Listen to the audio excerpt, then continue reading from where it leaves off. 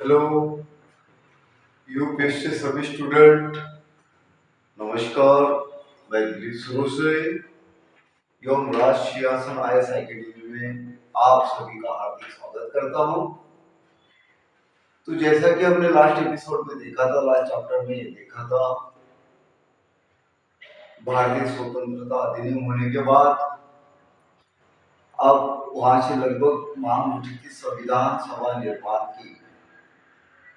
इसके लिए कुछ कृषि प्रस्ताव भी आए तथा आज के एपिसोड में हम देखते हैं भारतीय संविधान सभा का गठन किस तरीके से करवाया गया। तो जरा देखिए, संविधान सभा का गठन का मायना यह होता है कि भविष्य में इस देश के प्रशासन को चलाने हेतु इस संविधान सभा द्वारा पूरी तरह से कार्य आयोजना तैयार की जाएगी, जिसमें संविधान समिति की स्थापना भी करवाई दी जाएगी। तो इसीलिए देश के विधायिका के तौर पर मान लीजिए या संविधान सभा मान लीजिए, गठन किस प्रकार से हुआ, ये सबसे महत्वपूर्ण बात होगी। तो जरा देखते हैं हम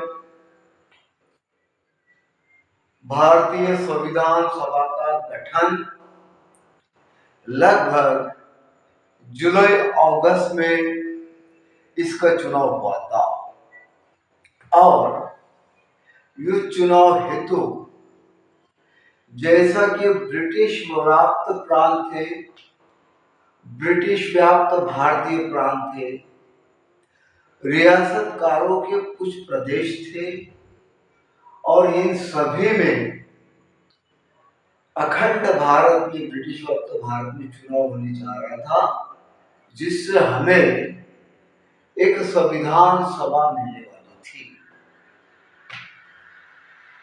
ब्रिटिश भारतीय प्रांत 11 प्रांतों में विभाग किया था। ब्रिटिश भारतीय प्रांत 11 प्रांतों में विभाजित हुआ था। उसके लिए कुल मिला के 292 सीटें दिलाई गई थी। संविधान सभा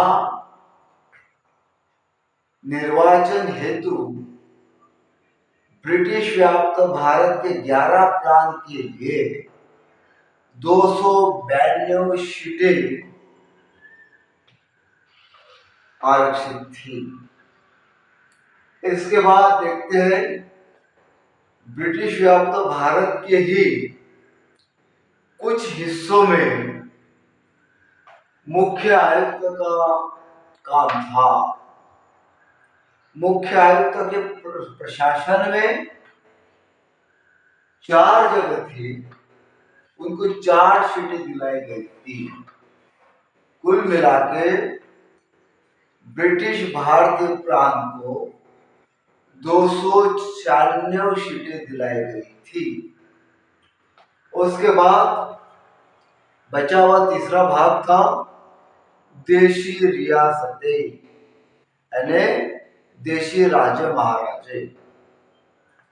इन देशी रियासती राजाओं को कुल 93 सीटें दिलाई गई थी। संविधान सभा निर्माण कार्य में देशी रियासतों को 93 सीटें दिलाई गई थी। टोटल मिला के ब्रिटिश व्याप्त भारतीय प्रांत, आयुक्त के विभाग एवं देशी रियासतें, ये टोटल मिला के इनको 389 सीटें दिलाई गई थी। और भारतीय संविधान सभा का चुनाव जुलाई अगस्त में होने जा रहा था, तो जिसके लिए इस प्रकार से कुल मिला के डिवाइडेशन हो चुका था। और इसमें हम ये देखते हैं कि कौन से मायने से, कौन से तरीके से ये चुनाव होने जा रहा था। सबसे पहले हम देखते हैं हर प्रांत और देशी रियासतों को उनकी जनसंख्या के अनुपात में सीटें आवंटित कराई गई थी। जैसा कि देखिए यहाँ पे कहा गया है हर प्रांत और देशी रियासतों को उनकी जनसंख्या के अनुपात में सीटों का आवंटन करवाया गया था। जैसा कि हमने देखा कोई बड़े स्टेट थे, कोई बड़े प्रांत थे, कोई छोटे प्रांत थे, एवं कुल मिला के उनके अनुपात जनसंख्या के अनुपात के मुताबिक संविधान सभा के चुनाव का आवंटन करवाया गया था। मोटे तौर पर देखा जाए तो लगभग 10 लाख जनसंख्या के पीछे 10 लाख जनसंख्या के लिए एक संविधान सभा की सीट आरक्षित करवाई गई थी, ऐसा मान लीजिए। दूसरा मुद्दा हम देखते हैं प्रत्येक समुदाय के प्रतिनिधियों को चुनाव प्रांतीय असेंबली में उस समुदाय के सदस्य द्वारा किया जाना था। यहाँ पे थोड़ा पॉइंट नोट कीजिएगा। प्रत्येक समुदाय के प्रतिनिधियों को चुनाव प्रांतीय असेंबली में उस समुदाय के सदस्यों द्वारा किया जाना था और एकल संक्रमणीय मत के माध्यम से। चुनाव की पद्धति कौन सी थी? एकल संक्रमणीय मत के माध्यम से समानुपातिक प्रतिनिधित्व के तौर पर मतदान करना था। तो इस कॉलम का मैं थोड़ा अर्थ स्पष्टता के तौर पर बताना चाहूंगा। जितने भी समुदाय थे, संविधान सभा सभी समुदाय को, जैसा कि प्रांतीय व्यवस्थापिका थी, प्रांतीय व्यवस्थापिका में किसी एक्ट ने हर समुदाय का प्रतिनिधि प्रांतीय व्यवस्थापिकाओं की ओर चुनवाकर भेजा जाता था, जो उस प्रांत के उस समुदाय के केवल वही वोटरों से भिजवा दिया जाता था। उसी की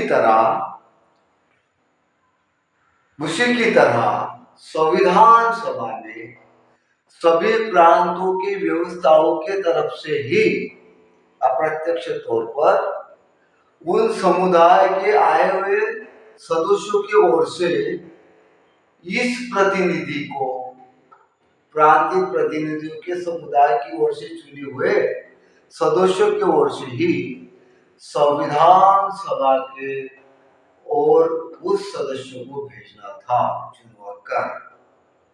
तीसरी बात देखिए, और इसका माध्यम था एकल संक्रमणीय समानुपातिक मतदान के तौर पर भेजना था। अब इसमें तीसरी बात देखते हैं, ये होगी पद्धति। इसके बाद जरा देखिए, देशी रियासतों को, जैसा कि हमने कहा संविधान सभा के चुनाव में 3 फैक्टर थे। 3 फैक्टर ये थे, ब्रिटिश व्याप्त प्रांत जो 11, ब्रिटिश के ओर से चलाए जा रहे आयुक्त की ओर से 4 और बचे हुए 93 देशी रियासतकार। तो देखिए, देशी रियासतों को 93 जो सीटें मिली थी, उन 93 सीटों के लिए देशी रियासतकार ही खुद के मन से प्रतिनिधि लेकर केंद्रीय सभा में भिजवाता था। यानी ऐसा मान लीजिए कि किसी रियासत का राजा वही अपने दिल से अपने रियासत की ओर से केंद्रीय सभा में एक सदस्य भिजवाने का पूरा पूरा अधिकार रखता था। यह अधिकार दिए गए थे। इस तरह से संविधान सभा का चुनाव होना था, जिसके तहत कार्रवाई हो गई जुलाई अगस्त में संविधान सभा के चुनाव हो गए। लगभग इस संविधान सभा में अप्रत्यक्ष तौर पर प्रांतीय व्यवस्थापकों के द्वारा ही संविधान सभा की ओर सदस्य चुनकर प्रतिनिधि चुनकर भिजवा दिए गए। इसके बाद जैसा कि मान लीजिए संविधान सभा के चुनाव होने के बाद इस सभा में लगभग सभी संप्रदायों के प्रतिनिधियों के मान से मुताबिक प्रतिनिधित्व प्राप्त हुआ था, जैसा कि हिंदू, मुस्लिम, क्रिश्चियन, ईसाई, सभी प्रकार के जितने भी समुदाय थे, अनुसूचित जाति, अनुसूचित जनजातियां, इन सभी को सिवाय महिला को भी इस संविधान सभा में प्रतिनिधित्व मिला था। इसके साथ साथ महिला को भी इस संविधान सभा में प्रतिनिधित्व मिला था। केवल मात्र उस समय के सभी बड़ी बड़ी हस्तियां संविधान सभा में समाविष्ट हुई थी, केवल मात्र महात्मा गांधी जी को छोड़कर, क्योंकि महात्मा गांधी जी किसी भी पद को अपनाना नहीं चाहते थे। ये उनकी मानसिक एवं हार्दिक इच्छाएं थी। वो केवल मात्र देश सेवा के ही लड़ते थे और इस संविधान सभा में महात्मा गांधी जी नहीं थे। ये विशेष बात इसमें ख्याल रखना। और जैसा कि हमने आपको कहा, आंशिक रूप से चुनी हुई ये संविधान सभा आंशिक रूप से नामांकित संविधान सभा की निकाय थी। संविधान सभा एक निकाय थी और संविधान सभा का चुनाव भारत के वयस्क मत द्वारा प्रत्यक्ष रूप से नहीं हुआ, जबकि मांग उठी थी लेकिन नहीं हुआ।